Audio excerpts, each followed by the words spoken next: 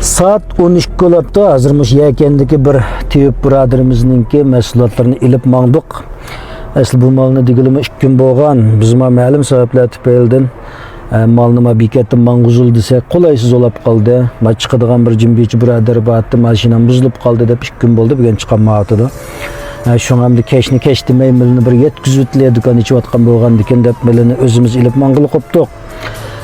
Bazı dost birodarlarımız var mı şu keçi demey mangıp gidi dikensizler dükkan alakası kaçcan kalsı uyaktın bir yakı işkilini götürüp toşup doğru sokap oltur dikensizler pulu dümçüpsizler demişler oylap kaldıgan dostlarımız bak ya. Endi bu nokta kelgen çağda bizni aldığımız işinip kelgen.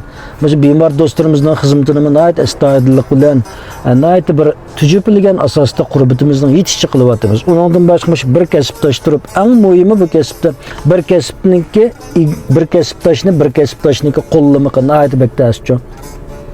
Endi gündeşlik bulamda ya bazı bir sebeplerden bulamda qollamakı nayet bektaş. Şunda turupmuş kesiptaşımızdan birisi bizni qollab bizninki endi qo'limizda 56 xil 60 xilga yaqin mahsulot bor, sarqul va bir davo markalarida ishlab qilyapmiz. Ama shuni qo'llagankan endi biz kechini demay, kunduzni demay, aldirashchilik demay eng yaxshi holatda mahsulotlarimizni yetkazib berish uchun kech qolsaqmi, tirishsak menimcha arziydi deb o'ylayman. Chunki bu kasbning qadriga yetadiganimi shu kasbdoshlarimiz, bizni qo'llaydiganimi shu bemorlarimiz oldimizga ishonmasa, kelib bilan bizga bilekin tanglab qolib o'tirmaydi.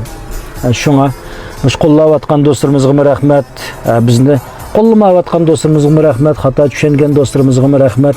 Bizning bir olg'a ilgarilishimizga yaxshi bir madad bo'ladi deb o'ylayman.